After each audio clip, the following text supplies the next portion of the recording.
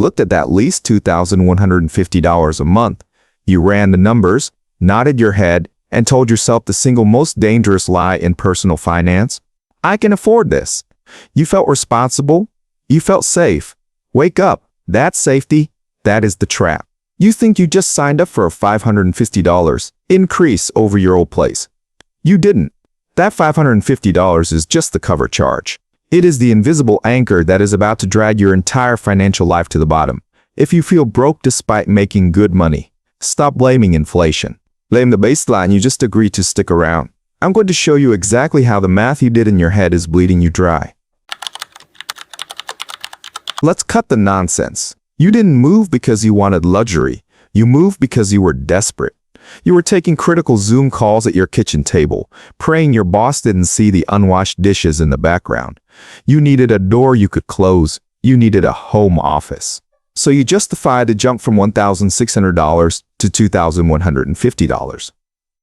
It's an investment in my career, you said. It's only $550. Bang wrong. Rent never travels alone. A bigger space demands heating and cooling. That's an extra $80 every single month. Your job now relies on that home connection. So you upgraded to the gigabit internet tier at another $40. And that empty spare room. It mocked you, so you bought the standing desk, the ergonomic chair, the proper lighting. Suddenly, you're $2,000 deep in Wayfair boxes just to make the room functional. And since you moved further out to afford that square footage, your commute just doubled. Gas, wear and tear, that's another $840 a year. You thought you signed up for a $6,600 annual increase. In reality, you just agreed to light nearly $11,000 on fire in year one. And we haven't even talked about groceries yet. Stop telling yourself this was a lifestyle choice. It wasn't. You needed the space. But here is the cold, hard math that doesn't care about your needs. Look at the median's household income, about $74,500. After federal tax, state tax, your 401k contribution, and that overpriced health insurance premium, you're looking at maybe $4,500 actually hitting your checking account. Now look at what you just did when your fixed costs jumped by $900. Between rent, utilities, and setup costs, that isn't just money. That is 20% of your take-home pay. Gone before you buy a single grocery item, before you pay for daycare, before you put a dime into savings. That upgrade didn't just tighten your budget. It suffocated it. One higher baseline bill forces every other category of food, entertainment, travel, in a fight to the death for the scraps left over. And that is exactly when the credit card comes out. This chain reaction isn't unique to you. It has a name, the Diderot Effect. It is a psychological glitch that explains why a simple, reasonable upgrade quietly destroys your net worth. It's not about social media peer pressure. It's not about keeping up with the Joneses. This trap was documented nearly 300 years ago by a genius who thought he was immune to stupidity, right up until the moment he lost everything. Let's go back to France, 1765. Meet Denis Diderot. He wasn't some reckless trust fund kid. He was the co-founder of the Encyclopedia, one of the smartest men of his era. But financially, he was broke. He lived a humble life, old rugs, rickety wooden chair, dusty library, and honestly, he was happy. He was content. Then he got his Eiffel moment. Catherine the Great of Russia bought his library for a massive sum, brutal $50,000 in today's money. Suddenly, Diderot was flush with cash, so he did what any of us would do after a big bonus. He treated himself. He bought a beautiful scarlet dressing gown, a luxury robe. He brought it home, put it on, and looked in the mirror. He felt like a king. But as he sat down at his desk to write, he noticed a problem. The robe was magnificent. But his desk was scratched, rotting, and covered in ink stains. The contrast was painful. The cheapness of the desk insulted the elegance of the robe. So, he replaced the desk with a mahogany writing table. Now the robe and desk looked great, but he looked down at the floor suddenly. His old threadbare rug looked like a rag. It didn't fit the new aesthetic. So he bought a plush Damascus rug. You know exactly where this goes. The rug made the curtains look cheap, replaced. The curtains made the chair look like firewood, replaced. He bought paintings, sculptures, mirrors. He spent months obsessing over nudity. He systematically replaced every single object he owned until the entire environment matched the quality of that scarlet robe. And at the end of it, the money was gone. Denis Diderot was broke again. He later wrote a famous essay titled, "Regrets on Parting with My Old Dressing Gown." Inside, he wrote the line that should haunt every single person watching this video. "I was the absolute master of my old dressing gown, but I have become a slave to my new one." That is the Diderot Effect. The problem was never the robe. The problem was that the robe reset his baseline for normal. When you buy a high-status item, whether it's a luxury car or that apartment with a great view, you aren't just buying a product, you are introducing a dictator into your life. That item demands that everything else rises to meet its standard, and that demand it will bankrupt you. Here is the brutal truth about Diderot that applies to your living room right now. He wasn't chasing luxury, he was chasing coherence. He just wanted his room to make sense. He wanted the rug to match the desk. That feels reasonable, right? It feels like being a responsible adult, but coherence is a predator. Every time you fix the clash between your old stuff and your new upgrade, you are pulling money from the same stagnant paycheck. Diderot burned through a fortune meant to last a lifetime in a matter of months. Why? Because the comfort he bought turned into pressure. He admitted it later in his essay. He said, "I was the absolute master of my old dressing gown, but I have become a slave to my new one." Think about that. When you buy that pristine white sectional sofa, you stop letting your friends drink red wine in the living room. You stop letting the dog jump up. You stop living in your own house because you are too busy servicing the object. You become the curator of a museum, not the resident of a home. The objects are no longer tools that serve you. They are obligations that own you, and the worst part, you volunteer for the slavery. Diderot had to physically go out and commission a new desk. You have it much worse. The friction that used to slow down spending is dead. Today, the Diderot effect is weaponized by speed. You can sign a digital lease, upgrade your internet tier, and finance a Peloton in under 10 minutes from your toilet. We don't call it lifestyle creep anymore. We frame it as the price of functioning. Look at the buy now, pay later trap.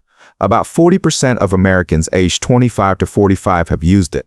Why? Not because they are reckless, but because dividing a $200 purchase into 4 easy payments of $50 makes the chain reaction feel invisible. It silences the alarm bells in your head. You stack a payment here for the furniture, a subscription there for the streaming bundle, and an upgrade there for the software. None of them feel heavy alone, but together, they lock you into a monthly burn rate that creates a financial prison. You aren't buying products, you are subscribing to your own poverty. Let's look at the most common silent killer, the convenience upgrade. Take your phone plan. You are on the basic $40/month tier. It worked, but maybe once or twice a video buffer. Or you had to watch your data meter. It was a tiny annoyance. So what did you do? You switched to unlimited. No thinking, no metering, total mental relief. The new bill is $85. You tell yourself, it's just an extra $45. I spend that on lunch. Stop lying to yourself. That isn't $45. That is a permanent $540 annual tax on your existence. Over a 4-year cycle, you are handing over $2,160 just to avoid the minor inconvenience of connecting to Wi-Fi. And here is the kicker. Plans don't reset. You never downgrade. You never call Verizon and say, "Please give me less." You didn't buy a better phone. You just raised the floor of your expenses. Nothing broke, nothing went wrong, but your life just got permanently more expensive for convenience. You barely notice after week 1. This is how the trap closes. When one bill goes up and stays up, it becomes your new normal. You stop comparing your spending to what it used to be. You compare everything to what you are paying now. Every financial decision you make from this point forward happens inside a smaller box. You stop asking, "Do I actually need this?" And you start asking, "Can I squeeze this monthly payment in next to the rent and the phone bill?" You aren't splurging, you're just adjusting. But you are adjusting to a baseline that is hostile to your freedom. That pressure you feel in your chest at the end of the month? That isn't inflation. That is the weight of your own upgrades crushing you. Then comes the silent killer of the American middle class. Convenient food.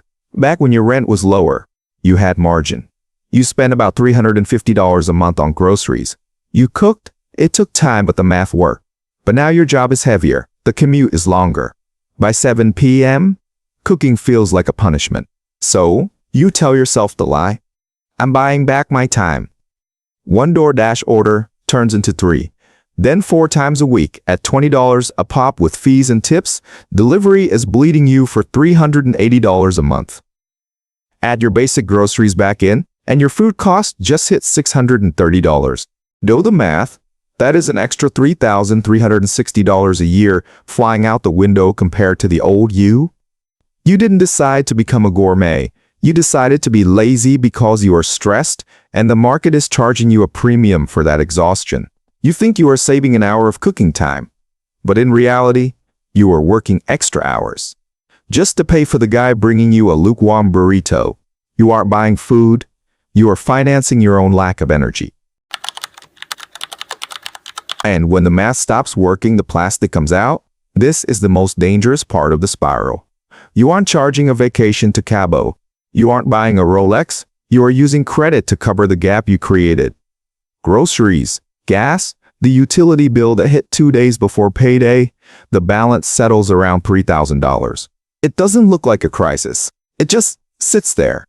But at today's average APR of 22%, that stagnant balance is costing you $660 a year in interest alone. Read that again.